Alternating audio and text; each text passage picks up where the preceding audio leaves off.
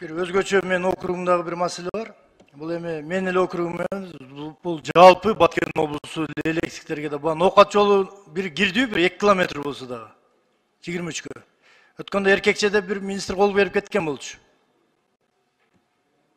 Өткөндө мен президент менен жолукканда Садыр Нуркожоевич президент жок дегенде bir 15-16 километрин өзүбүз республикалык бюджеттен бөлүп баштайбыз деген болчу. Жооп бериңиздерчи. Ал азыркы Оразаков жолу боюнча 23-жылга каралат да. Канча каралат азыр? Азыр акчанын көлөмүнө карайбыз да. Канча акча бөлүнсө ошого карап. Жок, каралбаптыр да, значит, бюджеттен. Туурабы, Бактергеч? Анан мен могул ден соолук министрине Гүлнара Маришевна, мен сизге bir суроолорум бар да. Саламаттык сактоо министри. Мына биз Индия, Пакистандардан аябай балдарды, кыздарды окутуп атабыз да, Кыргызстанчы.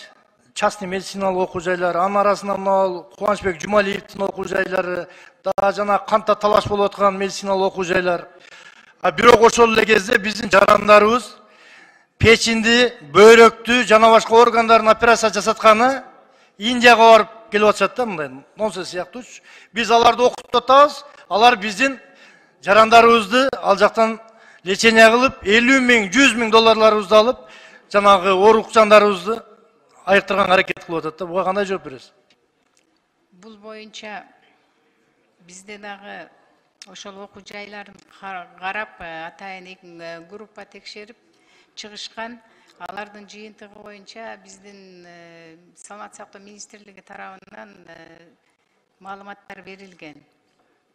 Сиз кат жүзүндө да мага берип койсоңуз. Анан сизге толуктап туруп мен кат жүзүндө ошол текшерүүнүн жыйынтыгы боюнча берип коеюн. Анан Бактергеч, сиз Ноокат эли менен жолукканда, Курманкул Зулушев болуп чогуу жолукканда, Ноокат районундагы маданият үйүн ремонттоп беребиз деп сиз убада бергенсиз. Андан бери 4 ай өттү, эч кандай bir жылыш болду элек. Буга кандай дейсиз? Титулга кирдиби капремонтко? Маданият үйү. Жаңы объект бул титулга сунушталган. Рахмат. Финансы министрлигине. Да, bir маселе. Жаңбазар айылында, Исанов айыл өкмөтүндө, урматтуу министр финансы. Мени карасаңыз күлбөй. Жаңбазар айылындагы оорукана кирдиби? Жаңыдан 23кө. Өткөндө сиз мен киргизем деп айткан болчусуз. Депутат, мен айтпадымбы? Мыйзам күчүнө киргенде 1 айдын ичинде биз титул даярдайбыз. Анан акыркы жанакы Минцифрадагы жана Ширшоптун шопуру каякта, барбы могу жерде, министр?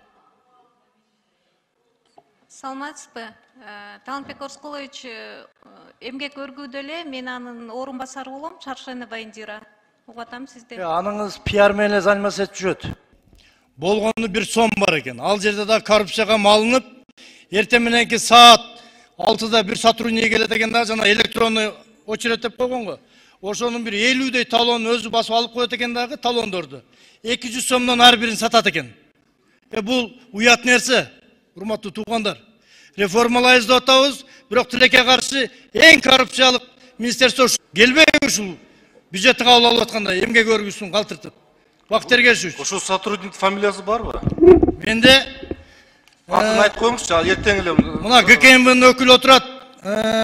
Максат Ташиев деген райондун жетекчиси бар. ГКМБнын жазып алсаңыз. Ушул жигитте дагы толук маалыматтар бар.